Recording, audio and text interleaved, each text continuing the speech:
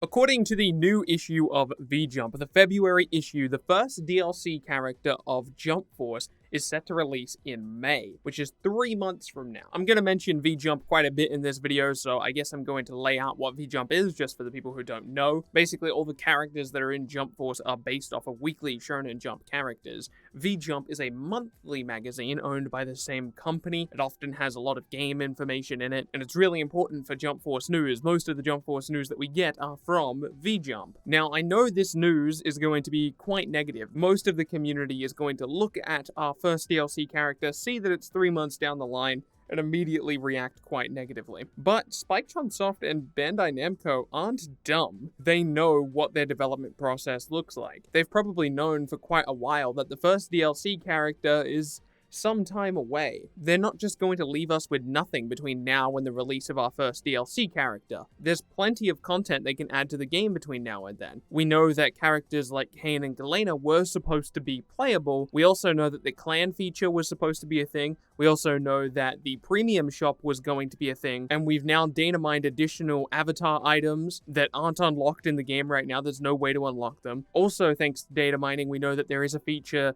called raids. We don't know what's going on with raids, but I personally think it will be tied to the clan system in some way. All of this stuff, I think, will be added to the game between now and the release of that said DLC character. If you want to know more about raids and some of those other features, you can go check out Mizumi's video. Mizumi is a data miner. He also mods a handful of other games. He's a really cool person, and he does a lot of cool stuff in this anime gaming space. He also data mines Smash Brothers and does stuff like that. Check out his videos on the clan system and all that good stuff. So yeah, they're already in the game files, and a handful of other things we know about aren't in the game, and we're assuming that they will be in the game sometime in the future. That's a lot of content that they can spread out throughout those next couple months before we get our DLC character. Not to mention, on top of that, right now, if you complete the story and all of the missions that are in the game, you're still going to be left at around level 70 to level 80. With a lack of missions to do, there's not going to be much to do.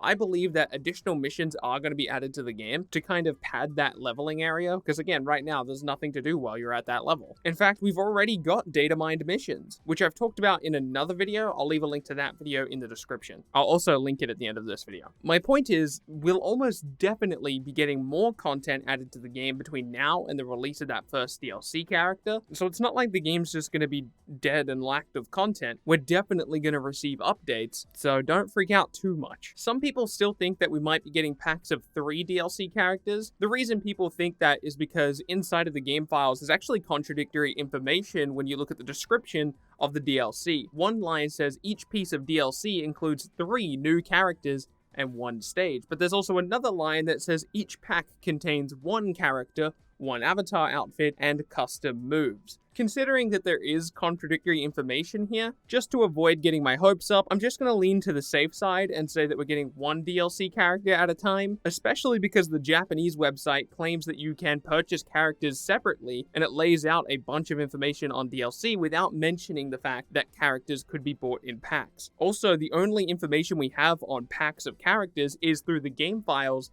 and nothing officially publicly said by Bandai Namco themselves. So again, I'm just going to assume that each character needs to be purchased individually, and each character will be released individually. As far as a specific release date for our May character, I think early May is going to be our release date. Very, very early May. It's either going to be very, very early May, or it's going to be very, very late May.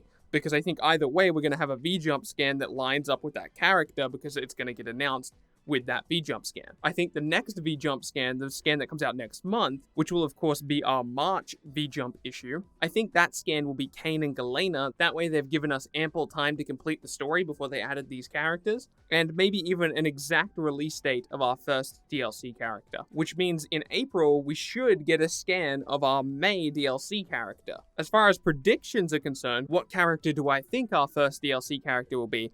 Obviously, I'm going to stick to my guns. I've publicly said this before. I do believe the first DLC character is absolutely going to be Seto Kaiba. Not only instinctually does he just seem like a perfect first DLC character, but on top of that, there's a lot of in-game files that point towards him being in the game. There's actually audio files you can listen to of Yugi referencing Kaiba. That being said, that is obviously a J skill. But on top of that, there are dialogue interactions that are in the mission files, which seems to imply that there's some mission surrounding Kaiba. That does not happen in the story mode, and just based on the dialogue, it sounds like your character has a conversation with 2 other characters, and 2 of you are sent out on a mission to go help Kaiba. And if there's 2 of you, you know who would be perfect to have on your team for that 3rd character for a story mission, or not a story mission, but a mission?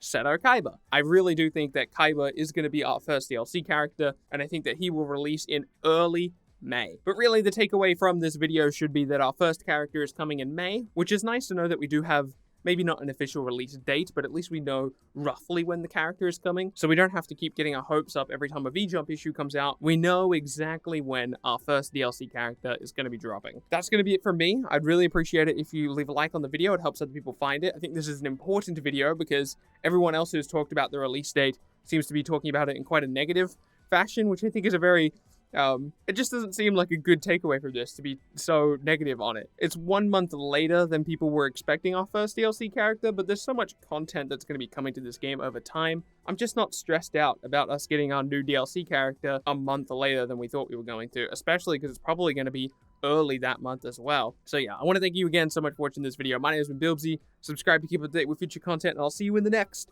video.